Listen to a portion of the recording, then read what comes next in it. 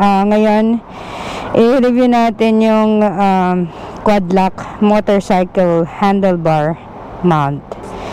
So, nabili ko to for 2,300 online. Masa-search siya online. So, what does it do? So, itong adapter na to, didikit sa likod ng phone using 3M sticker, and then this handlebar mount, dito siya ima-mount. So, let's see what we have here. So, dun sa box, okay, meron siyang mount. Ito yung parang pinagkiklipan nung adapter. So, ito yung kakabit dun sa handlebar. And then, alam ko para to dito eh. Ayan, para hindi magasgasan yung handlebar. So, we have Allen here. Is dalawang ganyan. 28mm. Hindi ko alam kung spacer ba tawag dyan. And then, sa likod nun, meron siyang free sticker. Tapos, user's manual. So, ganyan siya. Kung paano siya i-install. So, i-install natin siya today, guys. And, papakita ko sa inyo kung paano siya i-install. Sa phone, and then, sa handlebar mount.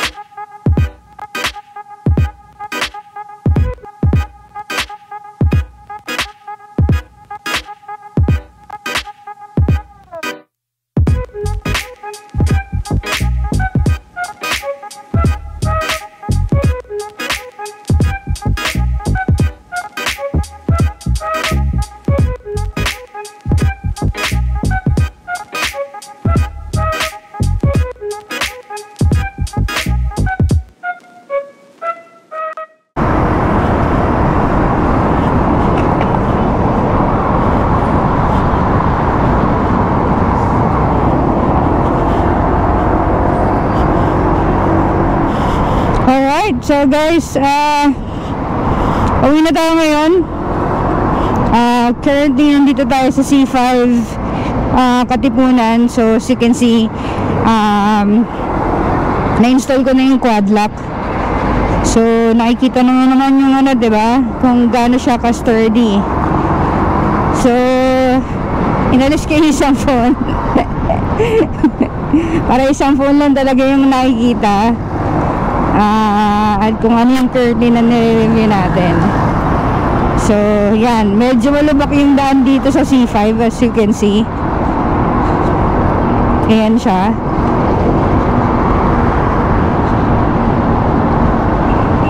Diba?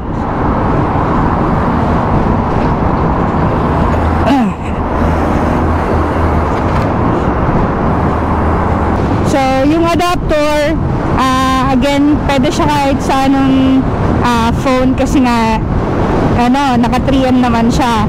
So, i-ano mo lang siya, ididikit mo lang siya via 3M, wherein meron ng 3M dun sa back ng adapter itself. Tapos, i-stick mo lang doon. So, pag nagpalit ka ng housing, decide ka ang palit ng housing, yan, i-stick mo lang siya ulit. So, kukuha ko ulit yung panibagong 3M para madikit yung yung adapter dun sa housing ng phone.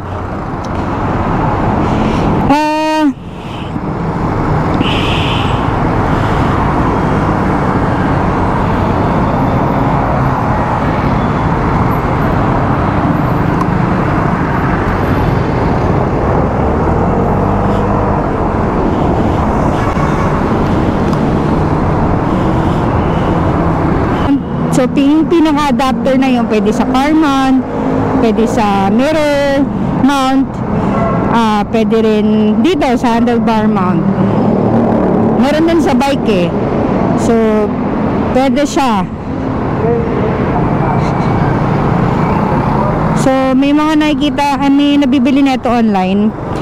I-search na lang quad lock case for sale. Ganun. So, makikita nyo na lahat dun.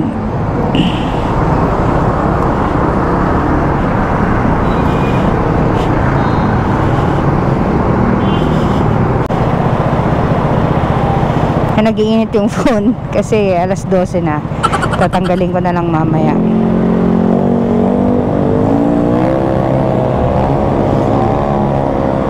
So kung may kamag-anak kaya sa US or sa ibang bansa, alam ko meron ding quad lock din. In-order lang siya online. So syempre ang currency iba rin, iba, may shipment din. So magbabayad ka rin ng shipping.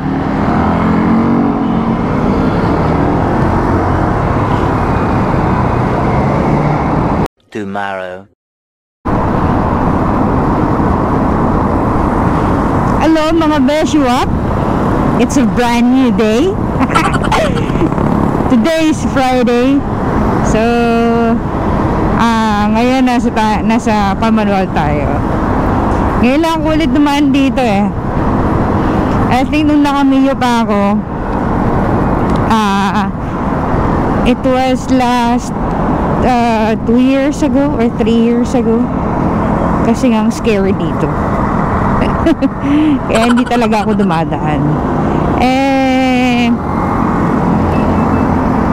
Ngayon, dahil wala akong choice at yung cravings ko kasi sa cinnamon bun, pumunta ko ng Commonwealth para sa cinnamon bun.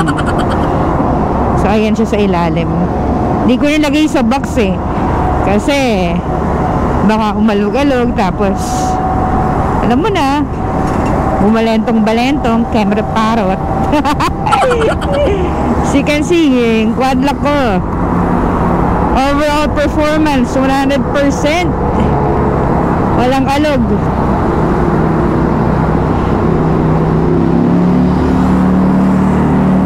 Ayos. So ito lang, walang masyadong bago dahil may mga kailangan pa akong i-edit.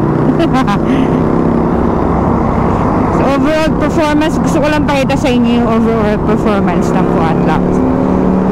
So ito talaga based on my experience, as you can see naman, 'di ba?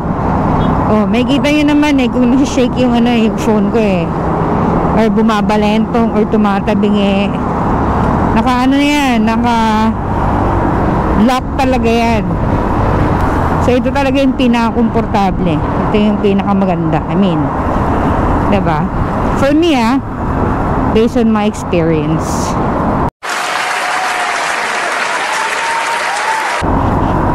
Uwi na tayo ng Sampaloc ulit.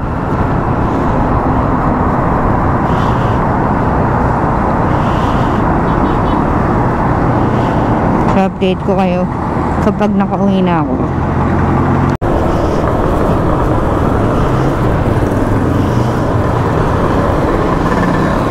So yun na nga guys, mga best shop, dito na tayo sa bahay. So andyan pa rin siya, nakapamalengke na ako and all.